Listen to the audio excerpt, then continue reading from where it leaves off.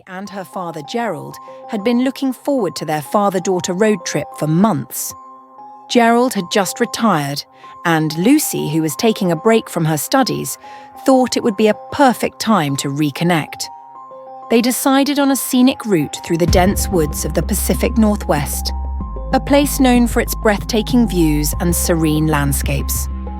The first few hours of the drive were idyllic. They sang along to their favourite songs, shared stories, and revelled in the beauty of the towering pines and the dappled sunlight filtering through the leaves. But as they ventured deeper into the forest, the scenery took on a darker, more ominous tone. The trees grew closer together, and the once crisp air became heavy and damp. Just as they entered a particularly remote stretch of road, the car began to sputter and jerk. Gerald's face tightened with concern as the engine coughed and died. He pulled the car over to the side of the narrow, winding road, and Lucy felt a shiver of unease as she glanced around at the encroaching forest. "Great," Gerald said with a forced chuckle. "Looks like we're stuck. Let me see what's going on under the hood." Lucy stayed in the car, trying to ignore the unsettling quiet that had settled over the forest. The usual sounds of birds and rustling leaves seemed to have vanished, replaced by a deep, oppressive silence. As Gerald tinkered with the engine, Lucy's unease grew. Shadows lengthened, and the temperature seemed to drop. After an hour of trying and failing to get the car started, Gerald admitted defeat. "I think we're going to need help. There's a ranger station not too far from here. If we can walk there, they should be able to call for a tow truck." Lucy's heart sank. It was already getting late, and the thought of walking through the forest at night was unsettling. Still, they had no other choice. They gathered their essentials and set off on foot, following a faint trail Gerald hoped would lead them to the station. The forest was eerie in the twilight. The trees seemed to close in around them, their gnarled branches twisting into grotesque shapes. Lucy tried to stay close to her father, but every rustle in the underbrush made her jump. The silence was deafening, broken only by the crunch of their footsteps on the leaf-strewn path. As darkness fell, the forest became a labyrinth of shadows. Gerald checked his map repeatedly, growing increasingly anxious. Lucy noticed that their surroundings seemed to shift, as if the forest was rearranging itself to keep them trapped.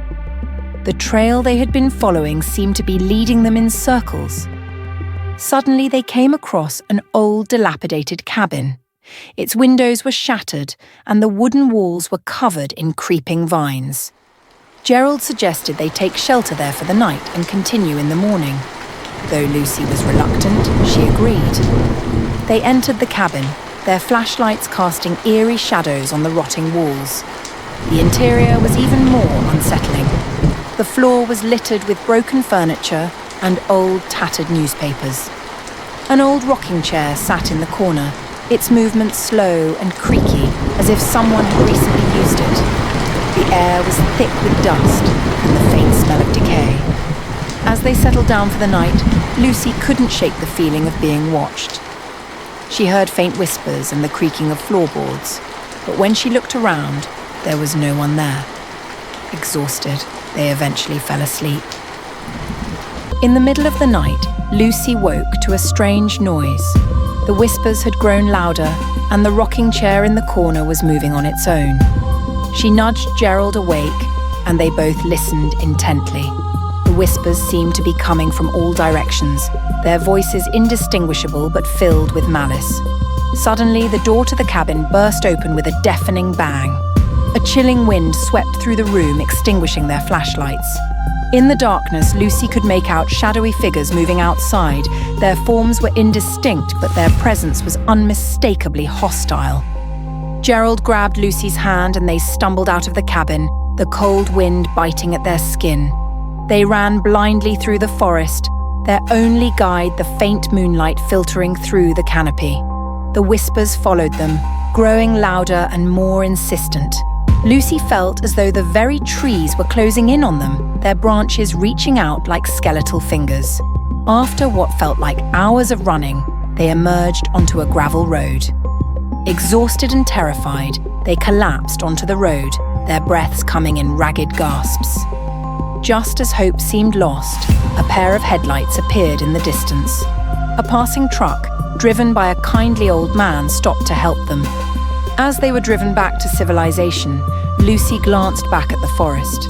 The trees seemed to watch them with malevolent eyes, their shadows shifting and writhing in the